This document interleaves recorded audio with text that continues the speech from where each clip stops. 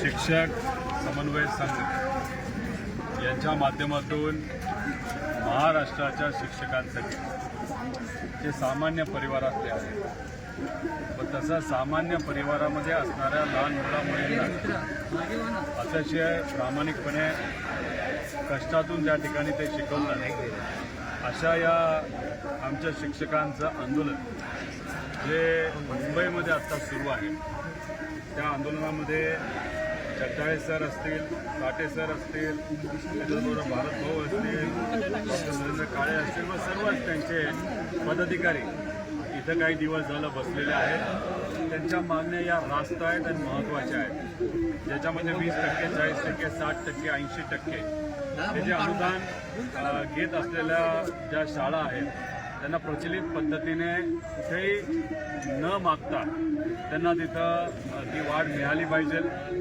नाहीतर सारखं सारखं आंदोलन करणं हे योग्य वाटत नाही. आम्ही या सरकारला विनंती करतो की प्रचलित पद्धत तुम्ही लागू करा आणि न मागता त्यांना वेळेवर तिथं त्या ठिकाणी तो टप्पा वाढ मिळाला पाहिजे.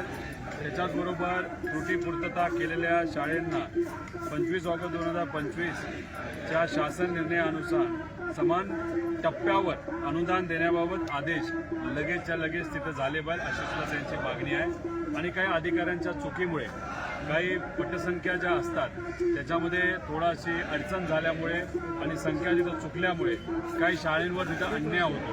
त्यामुळे ह्या सगळ्या ज्या काही मागण्या आहेत त्या सरकारने लवकरात लवकर मान्य केल्या पाहिजेत, त्या सोडवल्या पाहिजेत. आत्तापर्यंत जसा वेळ मिळेल तसं काही शिक्षक इथं येत होते, या आंदोलनामध्ये सहभाग घेत होते.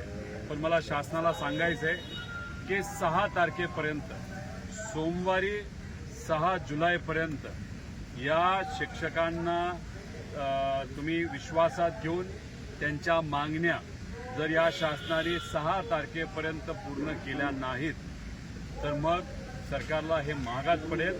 आणि 7 तारखेपासून मी त्याच्याचबरोबर अनेक इतर आमदार व नेते या शिक्षकांबरोबर नेहमीप्रमाणे भक्कमपणे त्यांच्याबरोबर आम्ही उभा राहू.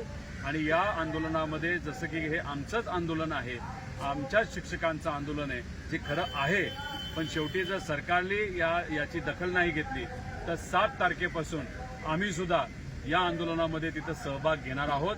त्यामुळे आम्हाला या विषयाचं राजकारण करायचं नाही. अजूनपर्यंत सरकारकडे संधी आहे 6 जुलैपर्यंत.